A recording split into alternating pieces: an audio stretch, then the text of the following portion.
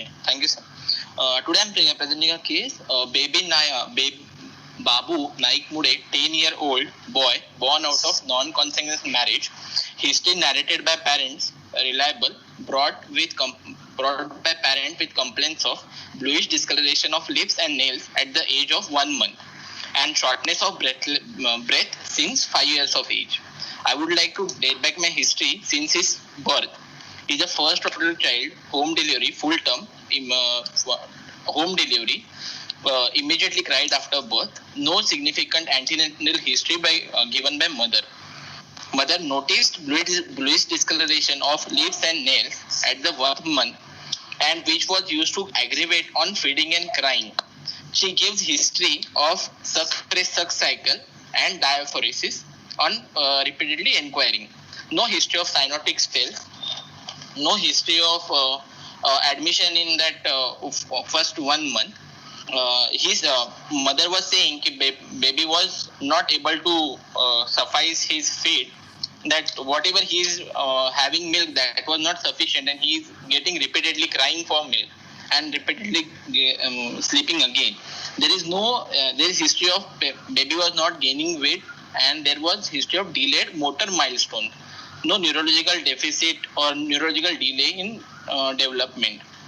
Was admitted at the 1-year-old in some nearby local hospital for respiratory infection, and for which he was received medications. He was admitted for 4 to 5 days, and then he was discharged.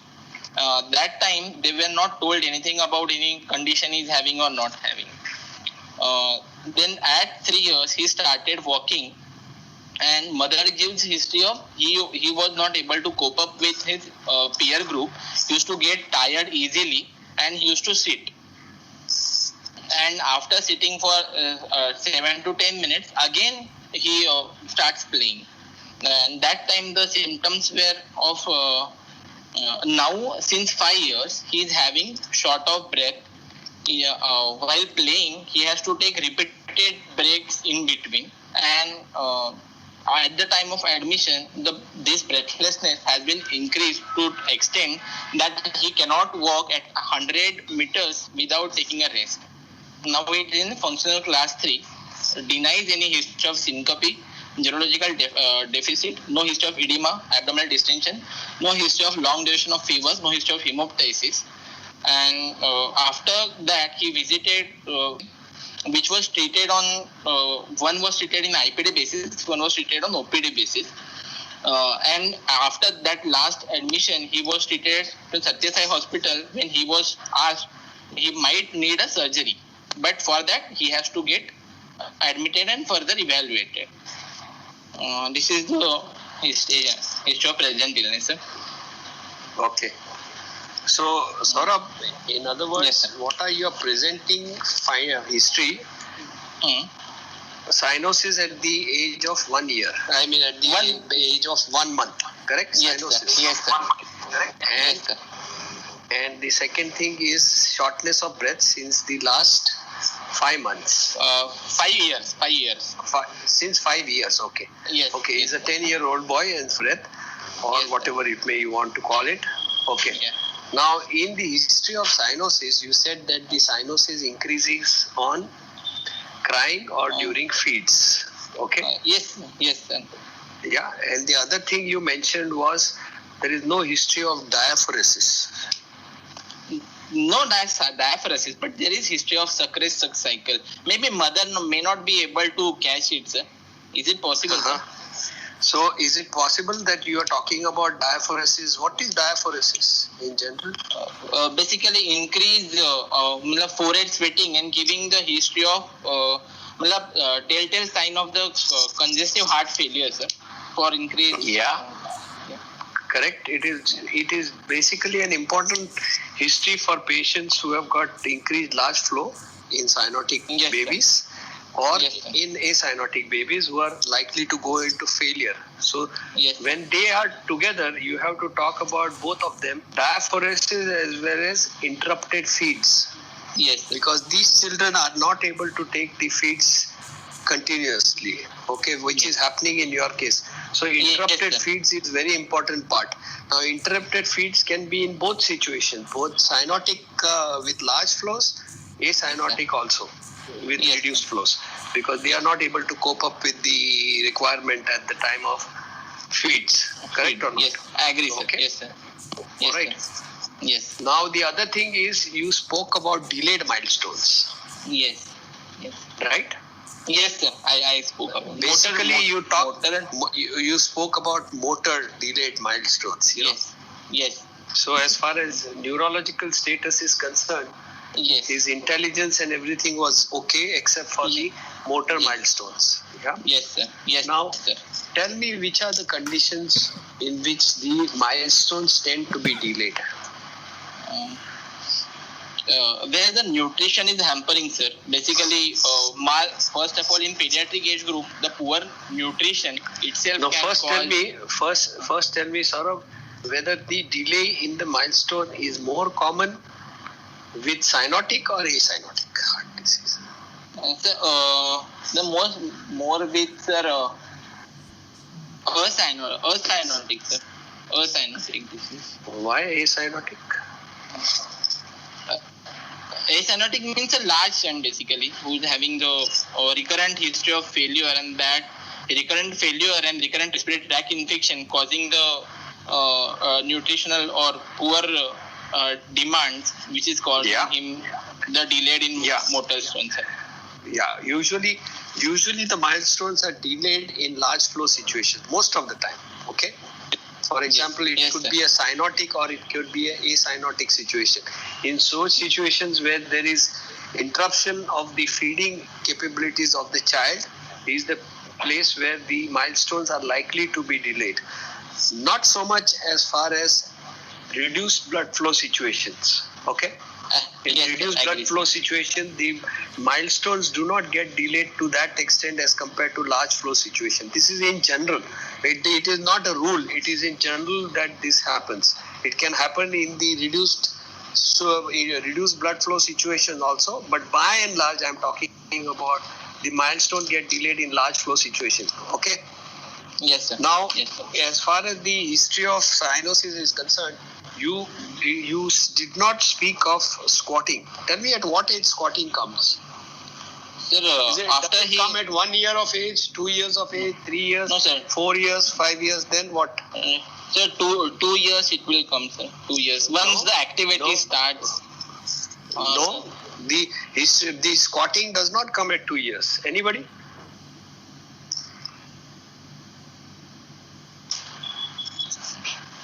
Between 6 months and 6 months. The patient doing squatting comes at which age?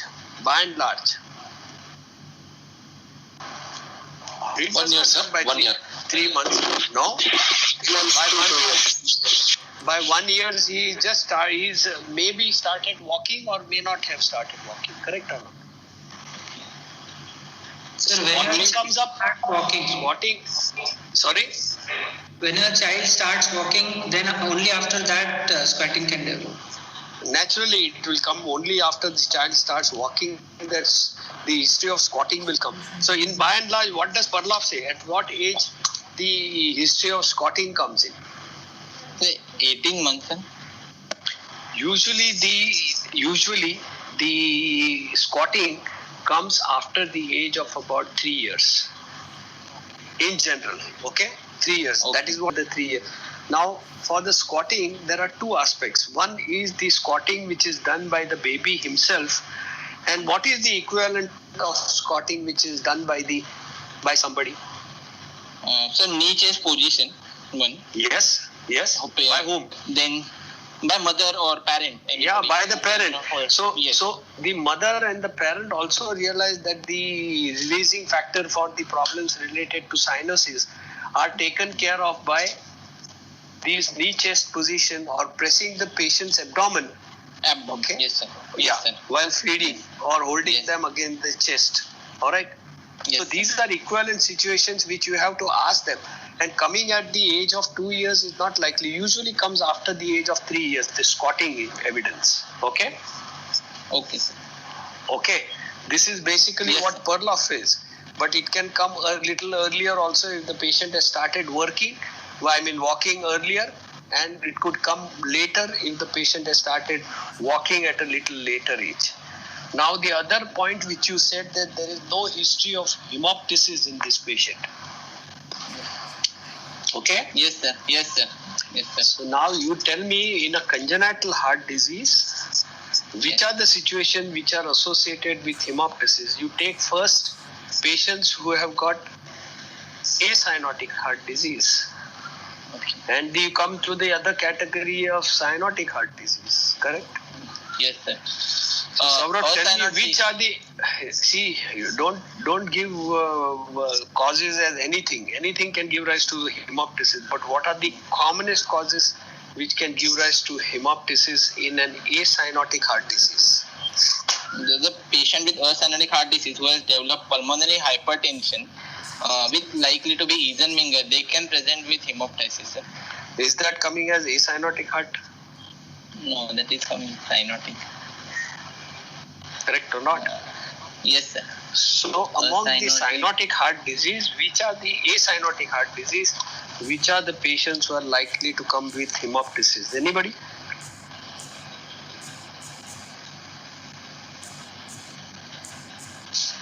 No. Pulmonary vein obstruction. Pulmonary vein obstruction.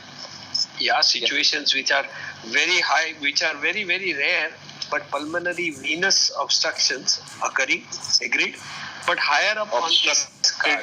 Obstructed TAPVC. Congenital MS. Somebody said obstructed TAPVC. What is that? Usually in which type of obstructed TAPVC you get high pressure? That's right. Those which have got Shimitta syndrome, Shimitta syndrome. Right? Yes, sir. Shimitta syndrome. Now, classically, an TAPVC cannot be categorized as acyanotic heart disease. It comes in the cyanotic category most of the time. Okay? So, we will not include that. It's a right answer, but does not come into the acyanotic. Among the acyanotic, I'll ask you the question again. If you have an ASD if you have an ASD, if you have a VSD, if you have a PDA, let us tackle these three acyanotic situations. Which is the situation in which hemoptysis could be a presenting sign? PDA, sir. That's right, PDA. PDA is one condition out of all these three that has got more frequency of presenting with hemoptysis. Okay? Yes. Now, hemoptysis in this thing is not explained otherwise, but it says that it is because of the direct transmission of the systemic pressure to the pulmonary artery, and that could give rise to hemoptysis as a more common presenting feature in acyanotic heart disease, that is PDA. Any other condition where presentation could be because of something else? In acyanotic hearts, I'm talking about acyanotic. Which of the stenotic heart lesions present more commonly with the hemoptysis? Mitral stenosis, sir. The congenital mitral stenosis, yes, but congenital mitral stenosis you can take, but how often do you see? We don't know. Yes, very less common. Yeah. Which other situations you are likely to get? Congenital aortic AV malformation. Sorry? Congenital aortic. Yeah, congenital AV malformation is a vague categorization. Now you must remember the other presenting feature could be an hemoptysis in patients who have got pulmonary stenosis. Okay? Pulmonary stenosis. Now in pulmonary stenosis, there are two aspects of hemoptysis occurring. Tell me what are those? In pulmonary stenosis. In pulmonary stenosis, what are the two conditions why you might get hemoptysis as a presenting feature? Pulmonary AV fistulas or pulmonary apoplexy. Pulmonary apoplexy. Pulmonary apoplexy is not a feature which you get in pulmonary stenosis. Now in pulmonary stenosis, one of the category, what is the associated disease which is likely to occur with pulmonary stenosis?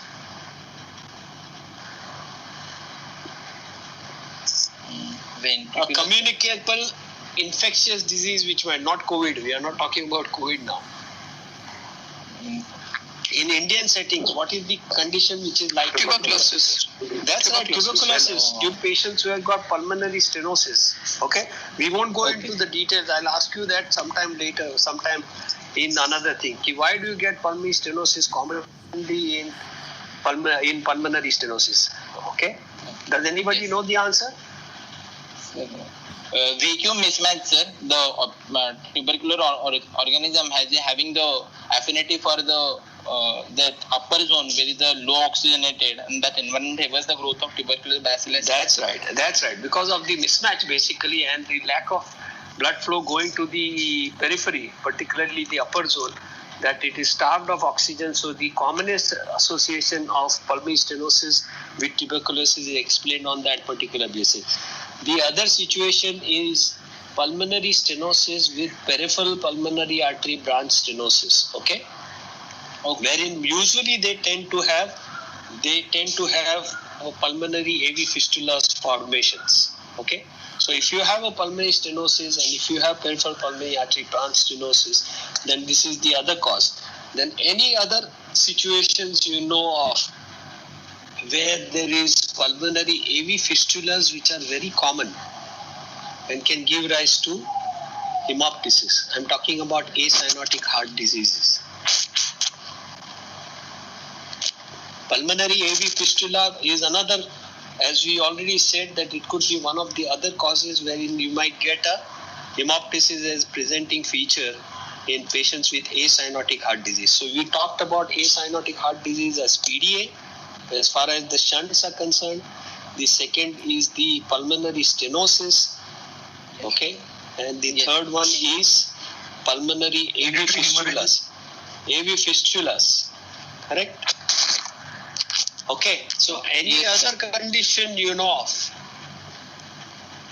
This is plus points which you know of, that where the patient can present with hemoptysis in a patient who has got acyanotic heart disease. Which is the other situation? When you talk about pulmonary AV fistulas, you have what is called as congenital pulmonary AV fistulas and the acquired pulmonary AV fistulas. Okay? Do you know of any conditions where you get acquired pulmonary AV fistula? Hepatopulmonary syndrome, sir. That's right. This is what is called as the hepatopulmonary syndrome. Okay, wherein patients who present with cirrhosis, they tend to have acquired pulmonary AV fistulas happening. Okay, and this could be the cause of hemoptysis as the presenting thing. All right. Now move on to the cyanotic category. We already talked about the TAPVC part. Correct? Yes, sir. And TAPVC basically is an obstructed variety of TAPVC, usually which you see with situations of infradiaphragmatic, that is Shimitas syndrome. Yes. Okay. Yes, sir. Right? So which are the other situations where you might get acyanotic?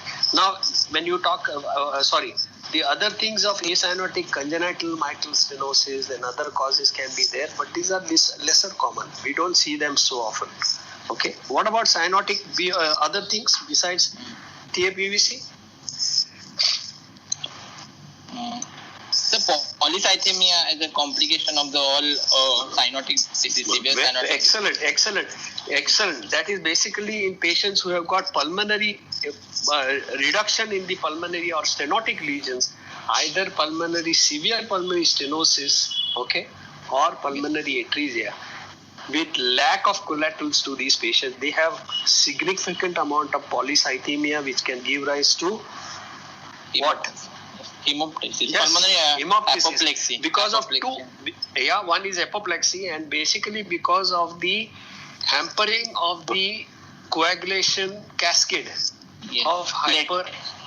Yes, the coagulation cascade is hampered in situations where you have got hemoglobin which is very, very high. So this could be one of the reasons that they may present with hemoptysis. All right. Any other? Sir, Any other? post-contract surgery, post-Bidiglin surgery. Sorry. Say that again. Post-contract surgery, sir, post-Bidiglin surgery, patient can develop pulmonary AV fistulas. Yes. Very good. This is one of the situations they are likely to develop pulmonary AV fistulas. All right. The second, we already spoke about Eisenmengerization, correct? Yes. Yeah. So these are basically the situations in the cyanotic heart disease wherein you may get presentation with hemoptysis as one of the presenting features. All right, Saurabh?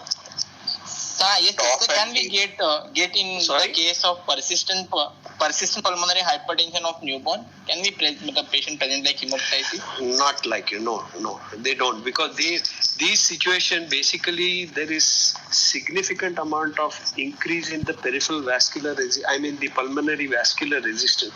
So the blood flow to the pulmonary vasculature is otherwise also significantly reduced. So they do not present with hemoptysis as the presenting features. Yeah.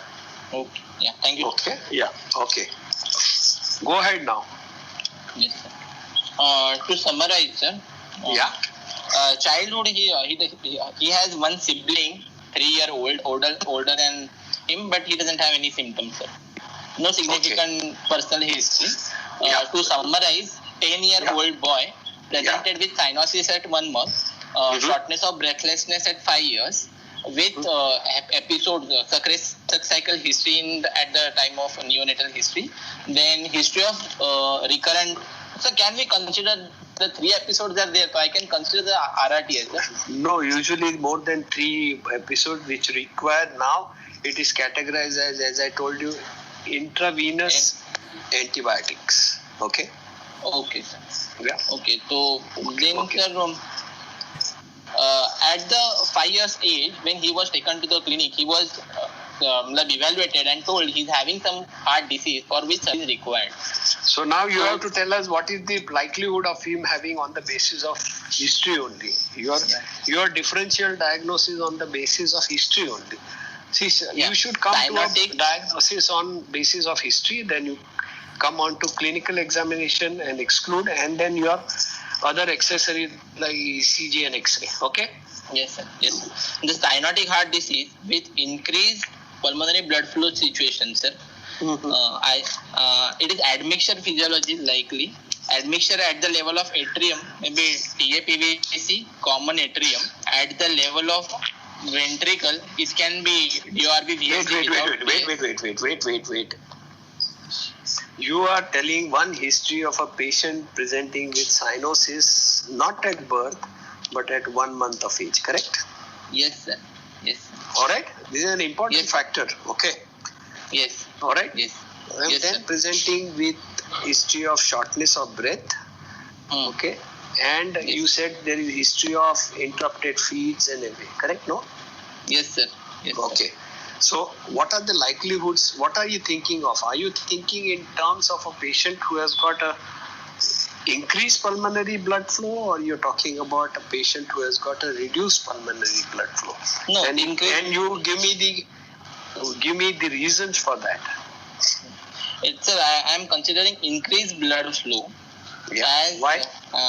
There is a history of suck cycle or intermittent feeds where there is a failure to thrive. The patient was not gaining weight properly. Third, there is a motor milestones were delayed. Okay. So one, we are talking about inability to feed proper feeds and delayed milestones. Yes, one. Yes. And there is a 3 hospitalization, either for it is respiratory tract infection or PCF, but parents has not frequent respiratory infections. Okay, all right. You're suggesting that it is tilting towards increased blood flow situations. Yeah, but what about cyanosis?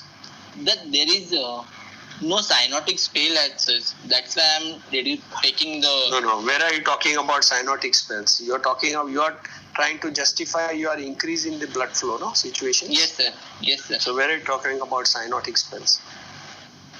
What are the situations of increased blood flow where you will not present with cyanosis at birth but will come later on in birth?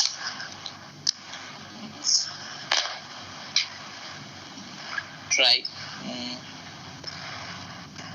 Maybe sir, common atrium, sir. Sorry? Common atrium. Why should they come with cyanosis at the age of 1 month and not from childhood?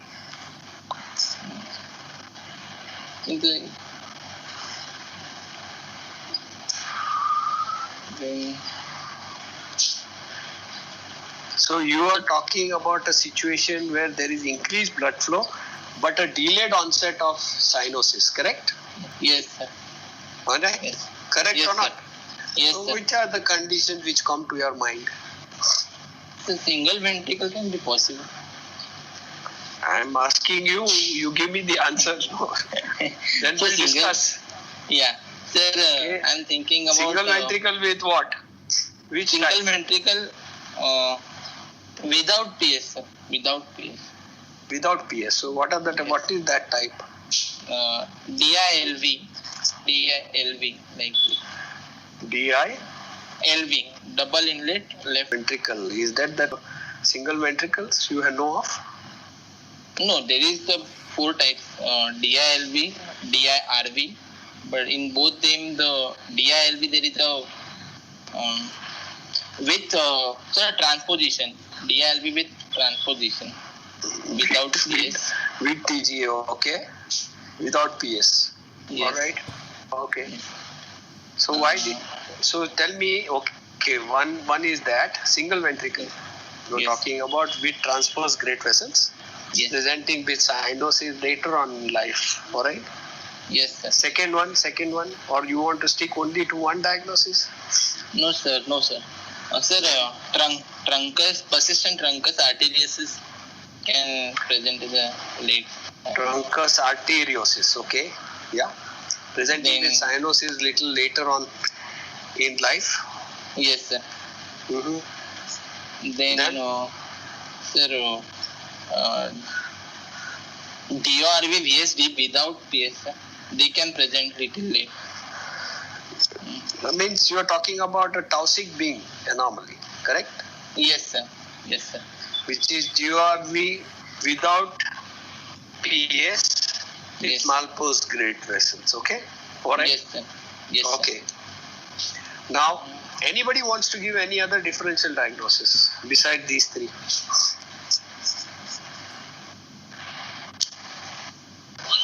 Epstein, sir. When we talked about single ventricle per se, or the other categorization is with tricuspid atresia, correct? Yeah? Yes, yes, sir. Yeah. Yes. You talked about Univentricular truncus physiology. arteriosus. Yeah. You talked about DORV. Somebody raised the point of Epstein's anomaly.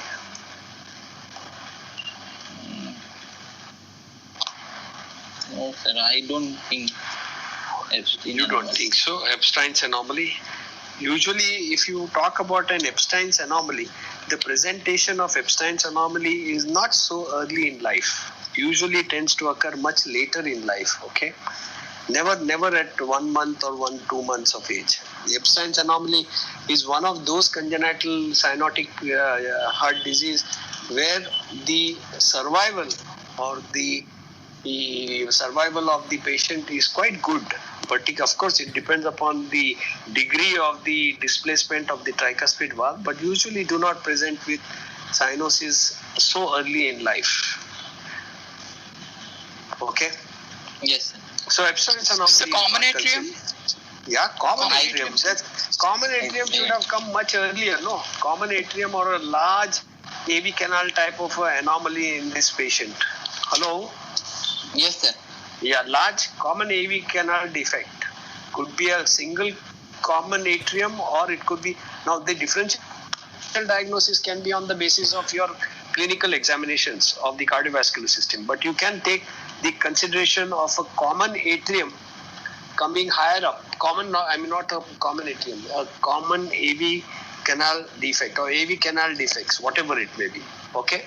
Then you come about truncus arteriosus as the probability, but common atrium or a defect should be higher on INCARD, okay? Okay. Alright, with a large Yes, flow sir. situation, correct? Yes. Yes, So sir. now you go on to the clinical examinations. Yeah. Patient is coherent, cooperative, with pulse is 120 per minute, normal in volume, with no radial or no radiofemoral delay. Peripheral pulse is well felt. Blood pressure 100 by 70 millimeters of mercury in right upper limb. Same on the left upper limb. Right lower limb systolic blood pressure is 110 millimeters of mercury. Then patient is afebrile. Respiratory rate is 32 per minute with use of accessory muscle. Patient was little tachypneic, sir, at the time of examination. SpO2 was 83%. Height 110 centimeters. Weight is 25. BMI is on the lower side, undernourished, 17, sir. Okay. He is having central cyanosis with pan-digital clubbing, grade 2, no pallor, icterus, edema, lymphadenopathy, spine normal, sir, no dysmorphic features, jugular venous pressure, sir, normal with normal waveform, A wave larger than V wave, sir. Abdominal A jugular reflex. wave larger than V wave. So A wave is more prominent. Prominent, yes, sir. I am Okay. No, don't come to this particular thing. Wait for JVP. Yeah. Now, what are the various gradings of clubbing? Clubbing, sir, grade 1 to 4, sir. It is just grade 1 is just softening of the nail bed. Grade 2 is the obliteration of the lobby-bound angle. Grade 3 is the parodic. What is the normal angle? Sir, 160. And when do you say that it is obliterated? When in the window test, we cannot see the gap between two nails of nail bed when they are connected to each other. That time it is likely to be obliterated more than 180, sir. What is the normal angle? Sir, 160 to 180. Whose angle it is called as? Lobby bond angle. Yeah, very good. It is lobby bound angle. Usually it is 165. Now it becomes more obtuse when it becomes more than 180 degrees. Then you say that there is obliteration of the angle, and that is grade 2 clubbing. Correct? Yes, what sir. about 3? Grade drumstick or parodic appearance of the nails. Yeah. And grade 4 is hypertrophic osteoarthropathy. Yes, correct. Okay. Now you tell me, as far as the skeletal abnormality examination is concerned. Yes. Okay. And you're talking about a patient who has got an increased blood flow. Okay. Yes, sir. So I'm asking you a question related to that. What are the specific negative findings on the skeletal examination which you are looking for? So in other words, I'm asking you, what are the skeletal abnormalities which could be associated with congenital heart disease, particularly large flow situations, cyanotic congenital heart disease?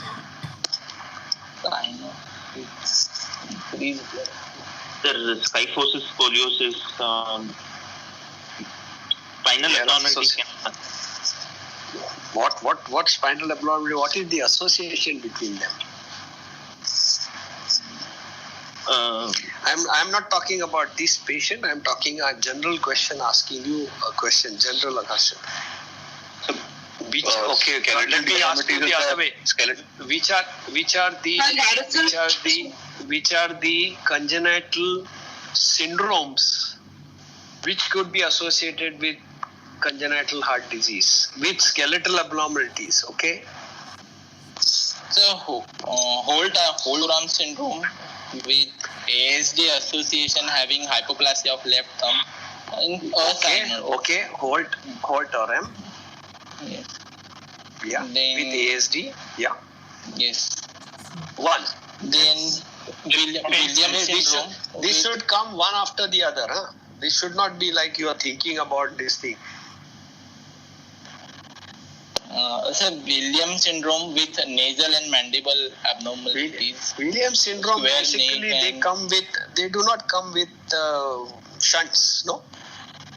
No, sir, no. The Williams syndrome is supravalvular. Yeah, this is supravalvular aortic stenosis basically. I'm talking about shunt situations. You talked about Holt-Oram, very good. Sorry? Somebody said Downs. Yes, Downs. Very good, Downs. Yes, sir. Down syndrome, yes, you have to look for features which are suggestive of Mongols, yeah? Right? Yes, sir. Sir, Turner syndrome of shortness of What do fourth and fifth.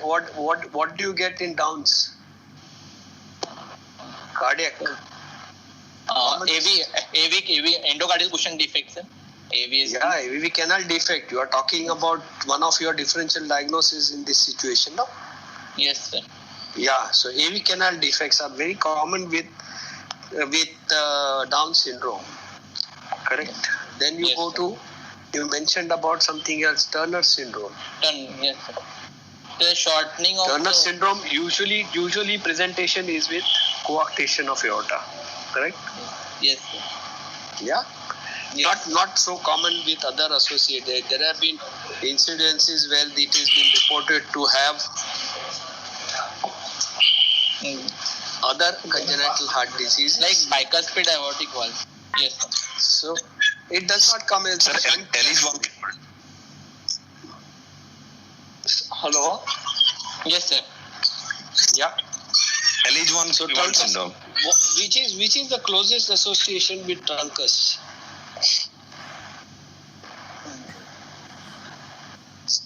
Digeorge. syndrome. Closest. When you talk about Turners, you have something called a Bell Turner, no? Noonan syndrome. Noonan. Yes, Noonan's. Now, Noonan's, by and large, the presentation is with dysplastic pulmonary valve, pulmonary stenosis, and associated features like pulmonary stenosis. The second commonest presentation in Noonan's is what? A truncus. No. It is atrial septal defect, and the third commonest in both truncus as well as, in Turner's as well as Noonan's is a hypertrophic obstructive disease. Okay, HOCM. Yes. Yes. In that category, first is PS, then ASD, and hypertrophic obstructive cardiomyopathy. Okay. Yes. That could be another feature associated with truncus also. Any other congenital anomaly, congenital syndromes? When we talked about congenital syndrome, sorry, Bacterial group. Group. What do you get there? Ventricular What is the association? Conotruncal abnormalities. That's right. You tend to get conotruncal abnormalities in that. When somebody was talking about Ellis Van Creveld, right? What is Ellis Van Creveld usually presentation with? Usual. Common atrial septal defects. Usually the presentation of Ellis Van Creveld is not a congenital structural heart problem. It is something else, no? It is the closest association with what? Marfan's. Hello? Yes, sir. It's clever because these are basically musculoskeletal problems, right? With Ellis Van Creveld. So they present something like features could be very close to Marfan's. So Marfan's syndrome. Marfan's per se itself can present with, besides problems related to aortic valve and the aorta, they can present with atrial septal defect. Okay. Then other one. What are the other congenital cyanotic heart diseases can be presented? The other I forgot to tell you is the Klippel valve. Klippel valve with low set ears and something very similar to Turner syndrome. The only thing is they get webbing of the neck. That is the characteristic of a Klippel valve syndrome. And these can be presenting with either a atrial septal defect or a ventricular septal defect. Okay. What about cyanotic heart? LHLS syndrome. Sorry? LHLS syndrome. What is the presenting feature?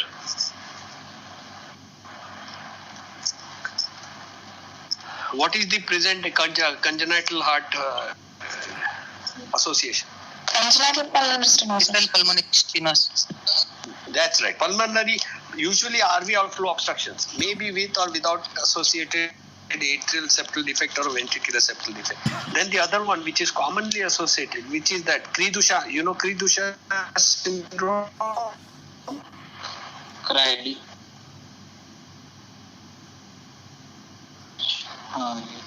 Yeah.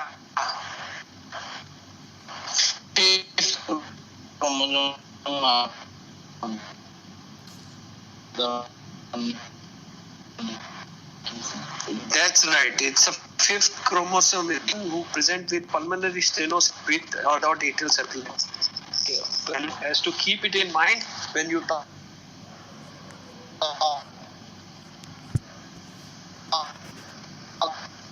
about the association with it. Saurabh, I forgot to ask you, what is the pulse pressure here?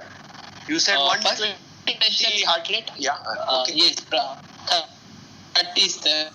30 by 70. So it's a normal in this child. normal. Yes. Yeah. Okay, go ahead. Talk Jugular about venous pressure, sir. Yeah, not raised, sir. With normal waveform, A wave more prominent than V wave. Then how did you elaborate that the you said that the jugular venous pressure is? Sir, I'm made him in the supine position. In the 45 degree, I could not see. I made him in the supine position, and that time it was little bit exaggerated, and that's why I can make out. Okay, Saurabh, now you tell me in a normal JVP, okay, Yes, sir. which is the most prominent feature of a JVP? Sir, descents are more prominent, sir. Why Yeah, descent very is more good, prominent? very good. Yeah. The descent, amongst the descent, which is the most prominent descent? Sir, You have descent- two descents in the JVP, correct? X and Y. The Yes, X plus X dash descent and the other is the Y descent, correct? sir. Yes, sir. Correct or not? Yes, sir. Yes, sir. So which is the most prominent, the X descent or the X dash descent or the Y descent? X descent, sir. X. No, never ever make that statement. In a normal, the X descent is hardly perceivable or hardly seen. It is the Y descent which is the most prominent feature of a normal JVP. Okay? Okay. And after the JVP, the next after the Y descent, which is the wave which comes? Sir, the flicker wave can be seen, which is the A wave. No, usually after the V wave, which is the wave which comes in a JVP of the next cycle? No, it is the A wave which will come. Yes. Okay. Yes, sir. So Yes. that is why the A wave becomes the most common positive wave which can be diagnosed as far as the normal JVP is concerned. And that is mainly because the V wave is most prominent. I mean the Y descent is most prominent. You understood what I'm trying to say?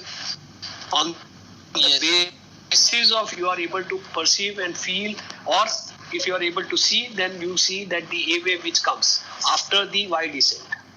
Okay, that Yes, is how sir. you come to diagnosing whether the patient has got an A wave which is prominent or a V wave which is prominent. So what are the positive waves in the JVP? Sir, A wave, Yeah. V wave, and The A wave is the diastolic component or the systolic component? Sir, it is atrial contraction, sir. It is early systolic. Early It is systolic a component. pre-systolic. Don't say Pre-systolic. it is a pre-systolic. Pre-systolic Okay, component. and Yes, that sir. is how Yes. usually you time it with the carotid. The A wave comes just with the Just upstroke prior. just Carotid. with. It does not come prior. It comes with the upstroke of the carotid pulse. Carotid. Okay. Yes. Now, which is the other positive wave? Sir, V wave. V wave Yeah, is another V wave. positive. And in Yeah. between them, there is a very small C wave, which is a positive. Which is not, you cannot see that. By and Yes. large, you Yes, cannot sir. see that.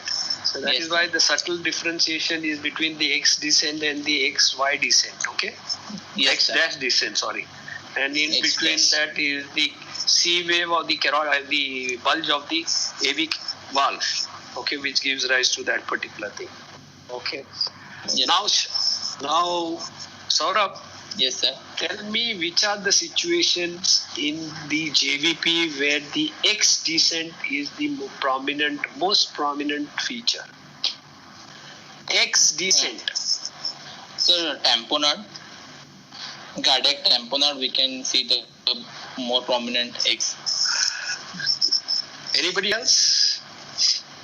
Sir, anything which increases the RV contraction will have a prominent X descent, like ASD, TAPVC, common atrium, and other conditions like constrictive pericarditis and tamponade can also have a prominent X descent. No. Your first answer was okay, but the second answer, no. It is only and only X descent is the most prominent feature of the JVP in only cardiac tamponade, never in constrictive pericarditis. In constrictive pericarditis, it is the Y descent. Okay? Yes, sir. In the tamponade, it is always the X descent. And Yes. the situations where you have an effusive constrictive pericarditis, both the X descent and the Y descents are prominent features. You understood that? This is Yes, how sir. you differentiate between the pericardial diseases. And the other side, as you rightly said, in situations where there is volume overload of the right ventricle, that you will tend to get the X descent little prominent. Okay? Okay. So you, in this, we'll come back, we'll sometime discuss about the other part of Y descent and other thing. Now coming to your thing, you said that the A wave is prominent in this patient, correct? A wave is larger than V wave, but normal. Not the wave is not raised. Yeah, it is normal. So your A wave is seen. So if the A wave is seen, what is the conclusion you are getting? There is atrial contractility is good, sir, and there is a intact interatrial septum. Intact interatrial? nahi. Okay. Or interventricular septum. All right, go ahead. Yeah. Sir, systemic examination, cardiovascular system, inspection, palpation together. There is a prominent left precordial bulge. Chest is symmetrical. No sinuses, scar, dilated veins. Apex is When you say that localized. first you must say that the chest is symmetrical. Yes, symmetric. And then yes. first should be that statement, and then you should say that there is an obvious bulge on the left side. Okay, not the other way around. Okay. All right. Okay. Yes, sir. Apex, sir, localized in the fifth intercostal left intercostal space on mid-clavicular line. LV Left type. intercostal space in the mid-clavicular line. Fifth. Now I'm going Yes. to ask you one question. Where is the mid-clavicular line? It is inside or outside the midpoint line? Mid-clavicular line. So outside the mid-clavicular point. Sure. Not sure, sir. There are two lines which come up in the examination of the cardiovascular system, correct? Yes, sir. One is called as the mid-clavicular line, which is usually taken as the basis for making a diagnosis whether the apex bit falls between the mid-clavicular line or depending upon that, you judge whether the patient has got cardiomegaly or not cardiomegaly. Okay, that is Yes. the mid-clavicular line. Okay, Yeah. then the other point is the midpoint clavicular line. Okay. Yes. So in situations where I asked you the question, what is the correlation between the mid-clavicular line and the midpoint clavicular line? Which one falls where? Outside is the mid-clavicular line, then the midpoint of clavicular line. Yeah, because the mid-clavicular line is from where? Hey, come on, you can't take time for this. What is mid-clavicular line is from where?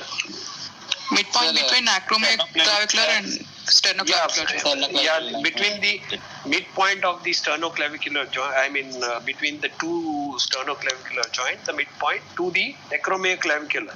The midpoint from that is the midclavicular line. Correct or not? Yes, sir.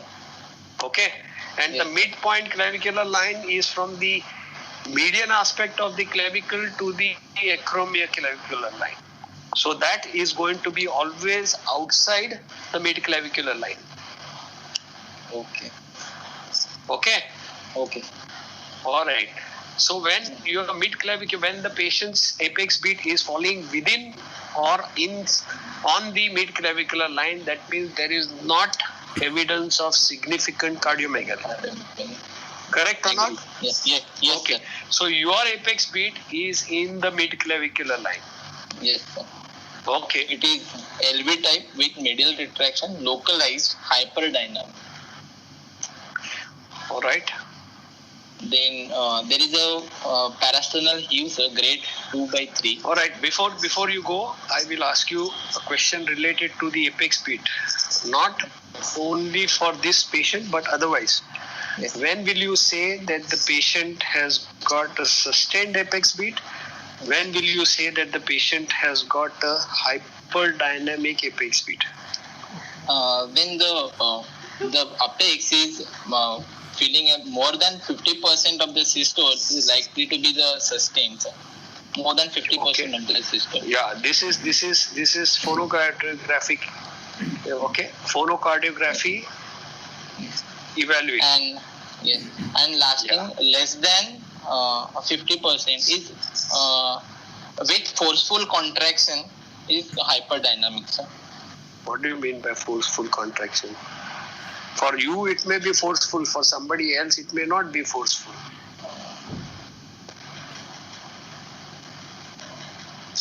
Correct or not? It's a subjective phenomenon.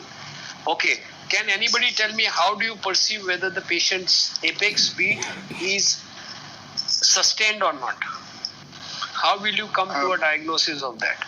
You are right that it will be less than 50% of, if it is more than 50% of the systolic component of the cardiac cycle.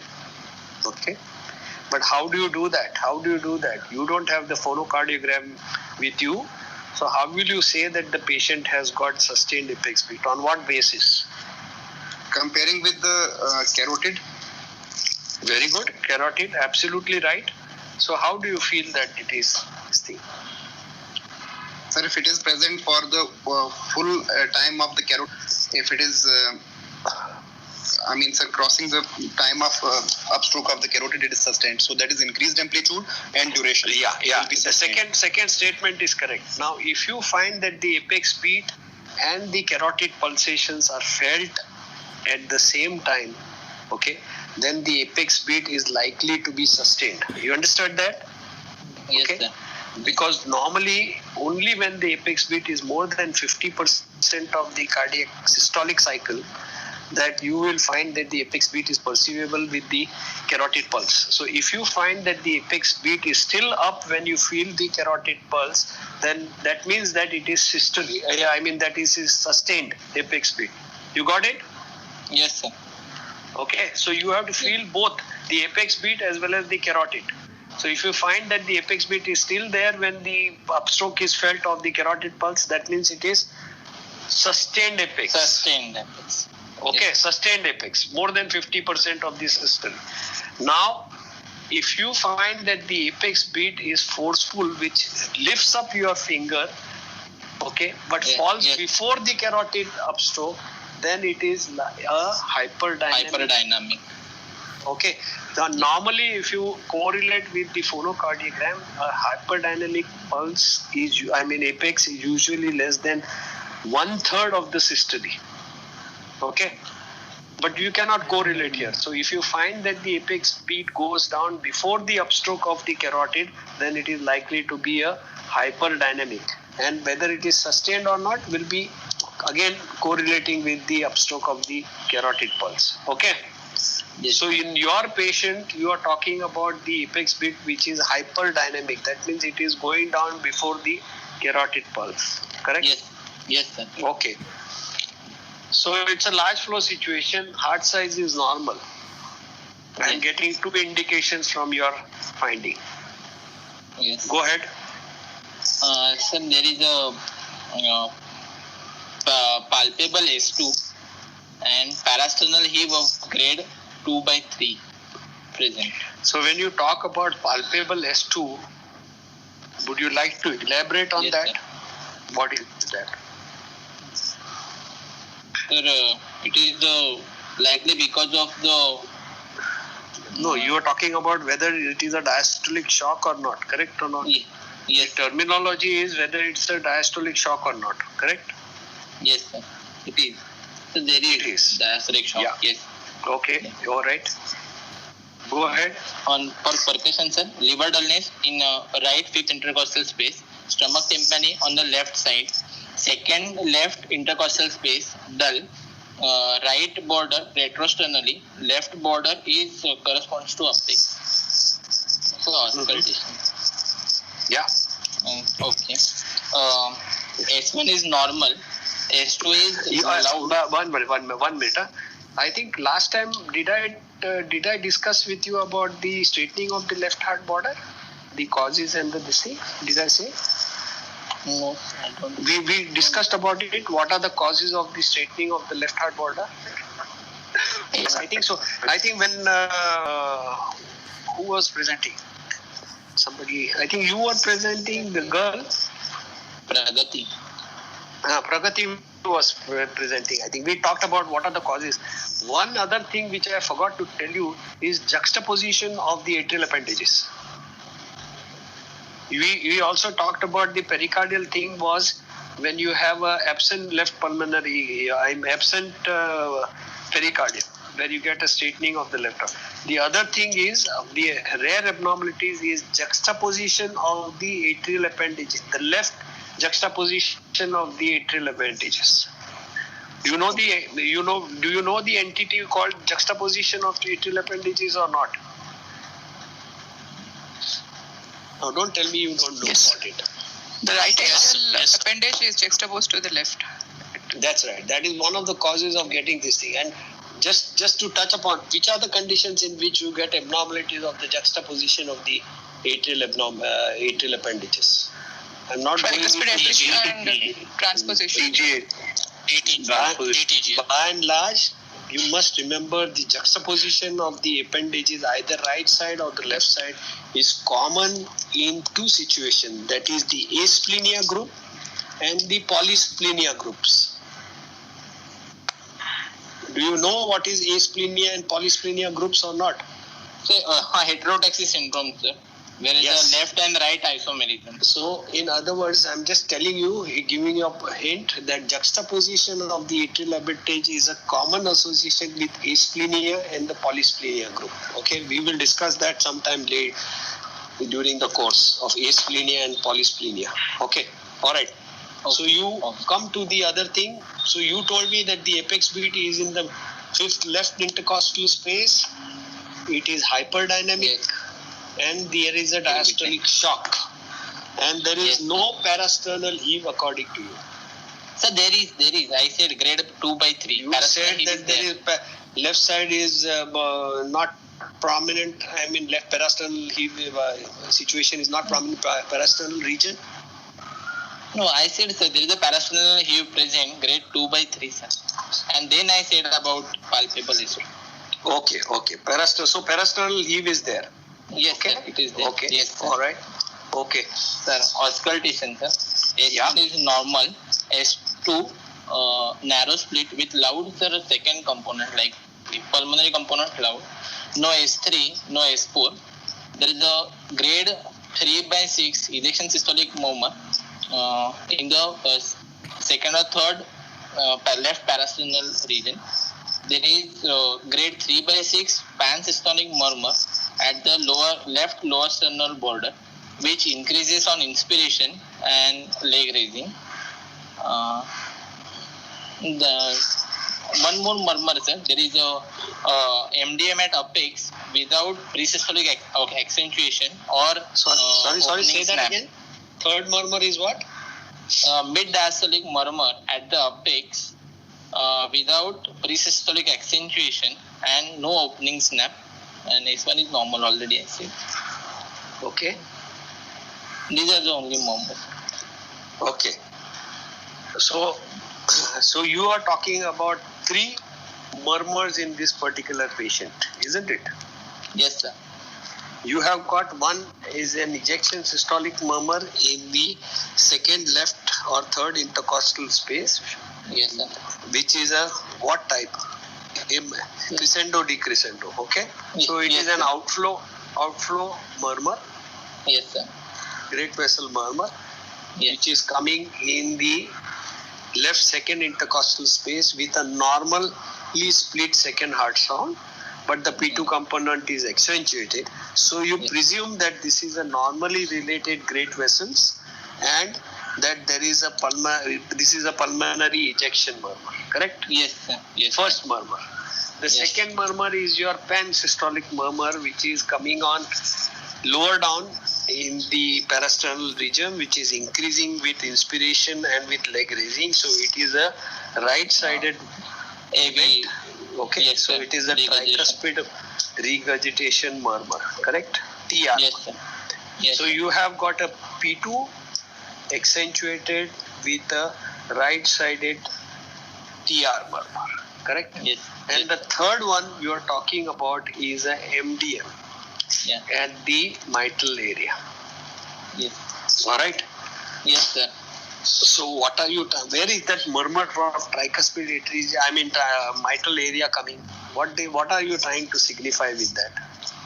Either sir, it is increased flow across the left AV wall. That's why giving the some MDM. Okay, one is increased flow across AV well, or what else? Or else, but sir, I am not getting this MDM at the parasternal in the upper space. That's why I am not able to say about it. Either it is some great vessel regurgitation wall or not. Great vessel regurgitation. How it will give rise EDM. to MDM? EDM it will give. Sorry, EDM it will give. No. I see. Saurabh, you cannot say that it is MDM, or I cannot differentiate whether it is a MDM or an EDM. Not acceptable. Yes. No, it was MDM only, sir, adapting. So you say that it is MDM. Now you are talking about an MDM with a flow murmur coming, correct? Yes, sir. Okay. Yes. So you are having a situation where there is significant tricuspid regurgitation, correct? Yes. Yes, sir. With a TR in the presence of a pulmonary hypertension. Yes. Correct or not? Pulmonary hypertension Yes, sir. is the significant pulmonary hypertension, Yes. because the second heart sound is narrowly split, and you are talking about flow murmur at the mitral area in the absence of a cardiomegaly. Yes. Correct? Yes. Okay.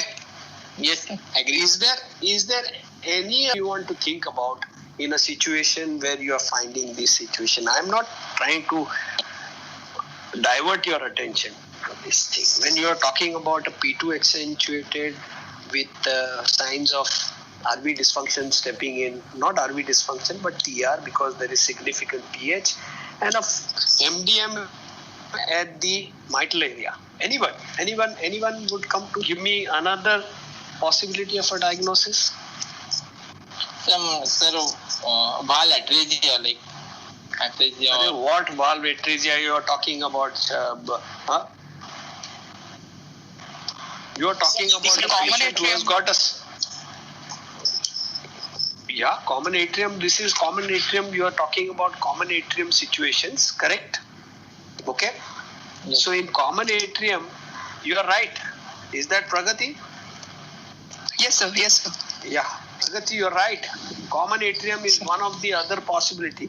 When you have a common atrium, what is the other associated abnormality you get? AV So left cataract. avial regurgitation. Yes. Because of cleft. Yes. Correct? Because of the mitral. cleft. Now, whether you are hearing the murmur which is of a cleft mitral valve or whether it is tricuspid valve, what is the difference? Now, the difference you have said that it is increasing on deep inspiration, okay? And the other thing is on leg raising. So any situation you are talking about, correct, Saurabh? Yes, sir. We take it into this thing that it is a tricuspid valve, but a murmur which is coming of a left AV valve regurgitation will always be heard very, very close to the left lower parasternal region. Correct or not? You understand that? Yes, The yes, murmur of a cleft mitral regurgitation is usually heard best in the lower left sternal region, just like the categorization of a TR murmur, but it does not Yes, sir. fulfill all the other criteria. So that is one situation. So you get a TR murmur in left lower sternal region. You get a MR murmur of a cleft mitral in the left lower.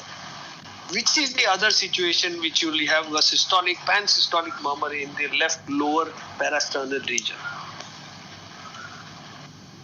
Come on, think fast. Restricted to VSD, sir. Moderately No. restrictive VSD. No, the specific answer is Garbody effect. Garbody defect. You know what is Garbody defect? Yes, sir. Shunt from the LV to RA, sir. That's right, the LV to RA. So this is the third situation in which the murmur will be heard best in the left lower sternal border. You got it? Yes, sir. So three situations. Now your murmur, you're talking about features which are murmur. Now one other possibility which you have talked about is a common atrium in this situation, wherein you are getting a TR murmur which is systolic, and whether you are correct or whether the findings are correct or not, we are not challenging that. So you have a situation, you have to take into consideration a common atrium. Okay. Any other closest to a common atrium? Sir, for common atrium, is it not necessary to have S2 fixed split? Not necessary. Not necessary. It depends upon the splitting, depends upon the degree of the pulmonary hypertension which is setting in it. Could be closely split but fixed. Okay. Yeah. So which other situation which can come closest to that? But not a cyanotic heart. Sir, PAPVC, sir? No, Acyanotic. not PAPV. No, I'm talking about acyanotic heart. Here the patient has got cyanosis, so common atrium comes higher up, correct? Okay. Yes, sir. If it is an acyanotic with these findings, Atrial septal defects. yeah, atrial septal defect with what? Lutem-Bachel syndrome, sir. That's right, Lutem-Bacher syndrome, which you can explain the MDM in this Yes. situation, where there is a large flow in the left heart with tricuspid regurgitation with features of pulmonary hypertension setting in.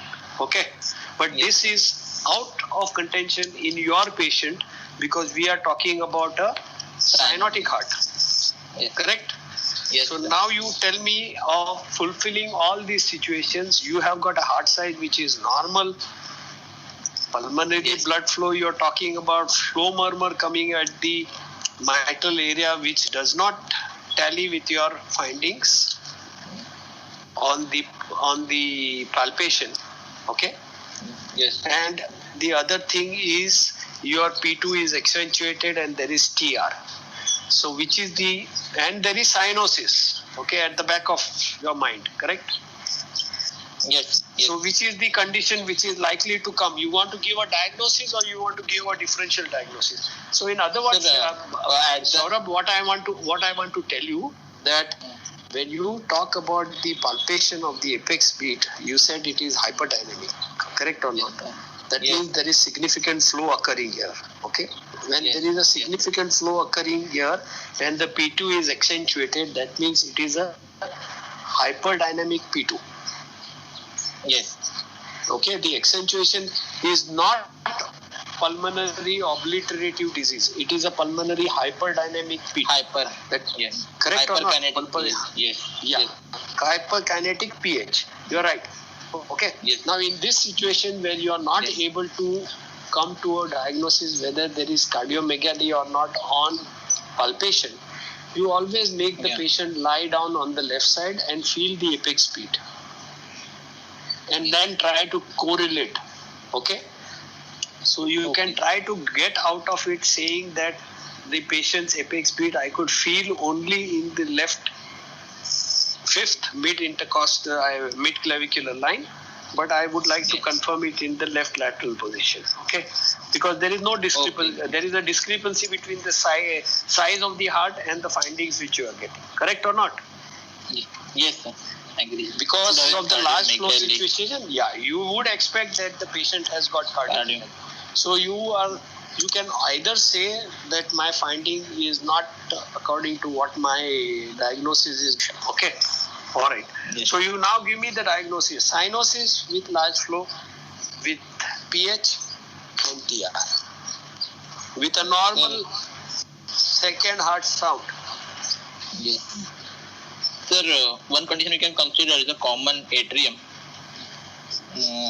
Second thing, we can consider single ventricle LV type with normally proposed great vessels without PS. Then third, I cannot, in what I considered at the end of the history, I cannot go with this DORB, VSD, PS without PS. See, Saurabh, I cannot Saurabh, yes, sir. two things you must remember as per your diagnosis is concerned is that the patient has got cyanosis. Yes. The second thing is he's got PH with large flow. Okay. Yes. Yes. And the third thing is because you are hearing both the splitting, it is normally related great vessels. Yes, sir. Yes. Okay. Yes, sir. Now, when you talk about this combination of three things, the thing which will come to you as far as normally related great vessels with cyanosis. Yes. Okay.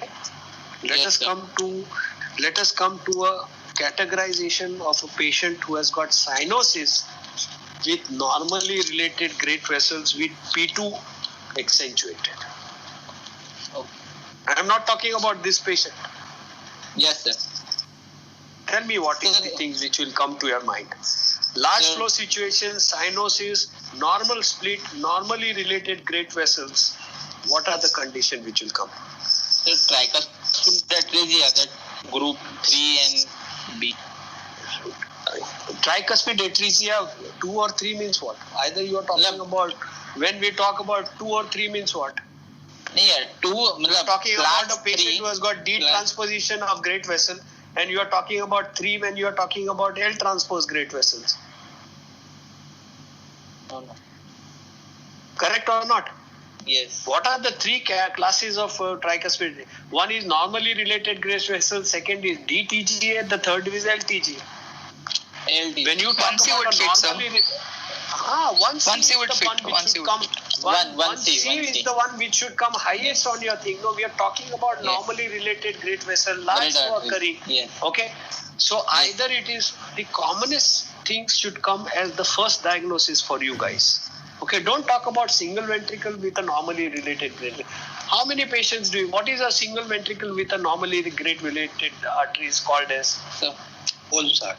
Holmes heart. How many Holmes heart do you see of all single ventricle? It is less than 10% of all single ventricles. Yes, sir. Yes, sir. Correct? Yes, So sir. don't talk about these situations first.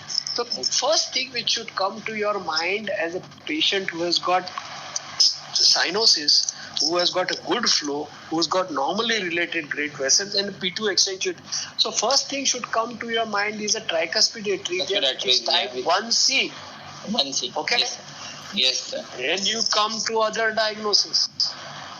What is the other diagnosis coming? Sir, TAPVC, sir?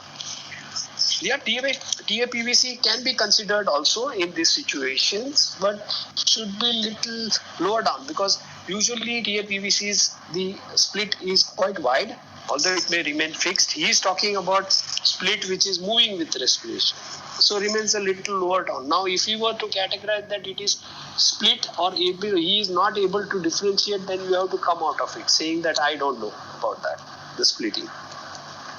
So TAPVC remains on card, but little lower down. You talked about common atrium. Yes, sir. Yeah? Yes. It can be different. Okay. Yes. It can be a differential diagnosis of common atrium with a large flow occurring pH and a normally related great vessels, isn't it? Can remain as Yes, it sir. is. Okay. So another situations where now you talk about the rarer situation. So you talked about first is tricuspid atresia, second is common atrium.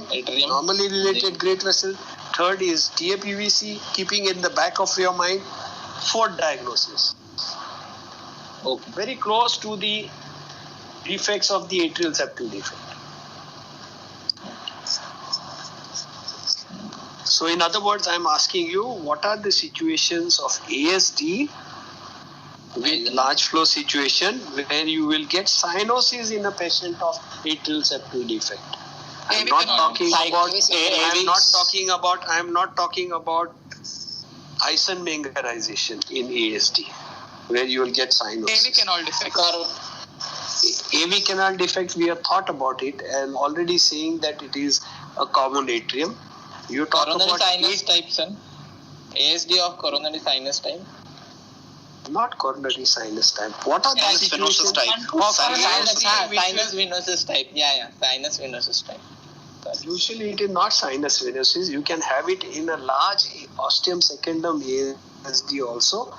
If you have a large what? When eustachian valve, a large eustachian valve, cause the atrial septal defect into the LA. Now I am giving you a hint. Which is the other situation which will give rise to cyanosis in an ASD setting? LSVC training to LSVC. Persistent left SVC which drains into the left atrium, not into the coronary sinus, into the left atrium. Yes. Okay? Yes, sir. Not into the coronary sinus, because ultimately coronary sinus comes into the right atrium, isn't it? So a persistent left SVC draining directly into the left atrium. And the third and the very uncommon situation is ASD with a de-roofing of the coronary sinus. Sinus. Ragibb's defect. Ragibb's syndrome. Yeah. That's right. Where you get a de-roofing of the coronary sinus and the blood on the coronary sinus goes directly into the left atrium. Okay? Yes, sir. Yes. So these are the things which you keep in mind. So as far as your differential diagnosis is concerned now, Saurabh, tell us. Yes, sir. Yes, sir. Either it is common atrium or No, don't say first common atrium. Say tricuspid atresia. tricuspid atresia. Now, with, as far as when you talk about these situations, another important clinical finding which you have to make a mention, which could be negative or a positive, is to feel for the epigastric pulsations on palpation. Yes. There was Correct no or not? epigastric pulsation field, sir. Yeah. Now your features are not suggestive of tricuspid atresia because you are talking about a TR mark. Correct or not? Yes. Yes. So your commonest association, we were discussing about the association. Now, your tricuspid atresia does not stand here at all in your patient. Yes, sir. Yes, sir. Correct? So your Yes. differential diagnosis, the common atrium comes higher than these situations. Yes. Correct? Okay. Yes. So common atrium is or in large atrial septal defect with associated anomalies, which we talked about. That remains the closest differential diagnosis in your patient. So you can give a single differential diagnosis, a single diagnosis or a differential diagnosis of rare associations with the atrial septal defect. Okay? Yes. Sir, Correct? I think, yes, sir, I agree. Okay. So now how would you like to proceed? Would you like to see the ECG or you would like to see the X-ray? Sir, X-ray would be better. How X-ray will help you? Cardiomegaly or not. This is going to be there, cardiomegaly. Has to be there. Then Pulmonary plethora is bound to be there. Means pulmonary blood flow is increased in this situation. Correct or not? Because hyperdynamic circulation. ECG, So how ECG will give me. How is unless and until you are keeping in mind the TAPVC, how is the X-ray going to do? And TAPVC means either it is intracardiac variety or the supracardiac variety. Supracardiac one, right? Correct. Yes. X-ray will help you. What about ECG? Why not ECG? ECG will definitely give me some access access and give me the cardiac dominance, RV or LV dominance. They can give me the. Now, what do you expect here in this patient? In commonality with LV type of effects, I am thinking about the LV dominance is there because LV type of effects. Why LV dominance? You are talking about both. No, he's got diastolic shock. You are looking out for biventricular hypertrophy or biventricular. So I would more tilt towards the ECG as the first thing I would like to have, because the axis is the one which will help me to diagnose whether this is a common atrium or not. What is the axis there? Axis Left axis or common atrium. That's right. You will get a left axis deviation or a left or the right superior quadrant axis in a common atrium with the presence of a right bundle branch block with biventricular hypertrophy. Correct? Yes, sir. Is it one which will help you to come closer to a diagnosis? X-ray, I don't think is going to tell you anything. It is going to be a pulmonary conus which is prominent. But there is going to be LV type of an apex with the apex going little down into the down and out, and you would tend to get pulmonary vasculature which is increased. Correct or not? Yes, sir. Okay. Yes. So what is the echo diagnosis now? Coming to the echo diagnosis of this patient. You have done that echo diagnosis? Yes, sir. Sir, I have someone. To unveil the mystery. Sir. Tell us. Sir, I am.